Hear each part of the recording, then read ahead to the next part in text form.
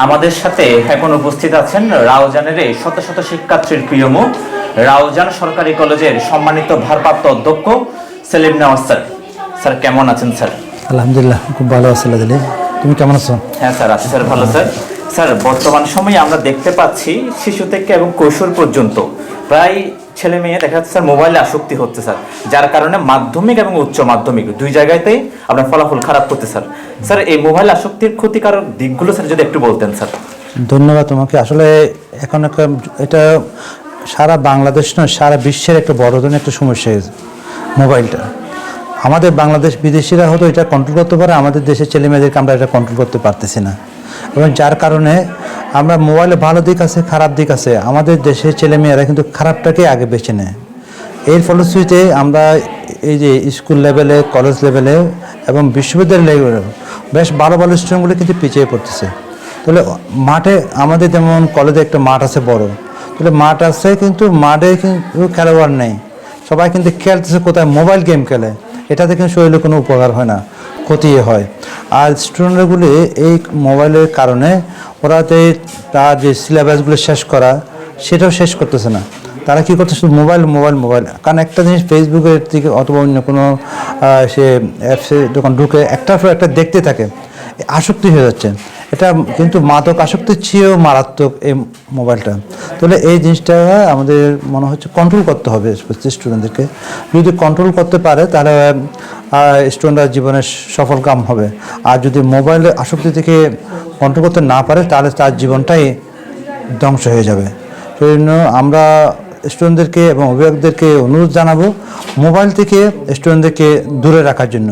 তবে আবার এটাও আসতেছে অতটুকু না, তাকে মানে অর্থাৎ কি মোবাইল সে দেখবে ইন্টার লেভেল পর্যন্ত মোবাইলের কোনো প্রয়োজন নেই। আমরা যা দেখতেছি ইন্টার লেভেল পর্যন্ত কোনো মোবাইল নেই। যদি সে পরবর্তী উচ্চশিক্ষার জন্য সে ডাক্তার হবে, ইঞ্জিনিয়ার হবে, বিশ্ববিদ্যালয়ে পড়বে, তখন তার মোবাইলের প্রয়োজন।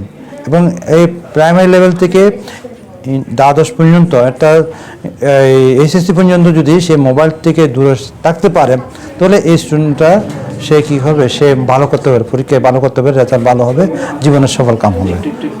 স্যার বর্তমান সময়ে আমরা দেখতে পাই স্যার শিশুরা যখন জন্মগ্রহণের পর থেকে বাবা মারা দেখা যায় স্যার আপনার শিশুদেরকে মোবাইলের প্রতি স্যার আসক্তি বাড়াই ফেলে স্যার।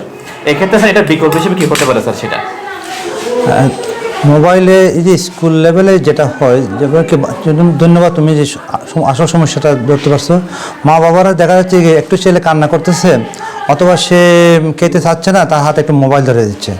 এটার দ্বারা তার স্বাভাবিকভাবে তার ব্রেনের উপর একটা বড় একটা প্রভাব পড়ে, এবং এই কারণে সে লেখাপড়ার যে প্রতি তার আগ্রহটা কমে যাচ্ছে। আমার যেটা মনে হয় স্টুডেন্টদেরকে মা বাবার উচিত, যেমন আমার এই kindergarten Mamata free grade school, আমরা যে করি কি লেখাপড়ার পাশাপাশি স্টুডেন্টদেরকে বেশ কিছু ক্রীড়া সামগ্রী, খেলাধুলার সামগ্রী এবং শিক্ষা উপকরণ রাখছে। তাহলে ওদেরকে যদি শিক্ষা উপকরণ দিয়ে যদি শিক্ষাটা দেওয়া হয় তাহলে ওরা কিন্তু মোবাইল দিকে দাবিত হবে না। যখন কাঁদবে তখন যদি একটা খেলনা দিয়ে দিই, শিক্ষা উপকরণ দিয়ে দিই, অথবা অ্যালফাবেট বইগুলো দিয়ে দিই, তাহলে দেখা যাবে কি সে বইগুলো পড়তেছে, সে পড়তে পড়তে সে আরও অন্যদিকে উৎসাহিত হবে পড়ার দিকে। আর মোবাইলের দিকে যখন দাবিত হবে স্বাভাবিকভাবে সে দেখা যাবে কি সে তার চোখ নষ্ট হচ্ছে, ব্রেনটা গরম হচ্ছে, পড়া সে ক্যাপচার করতে পারতেছে না, সে স্বাভাবিকভাবে লেখাপড়া সে পিছিয়ে পড়তেছে।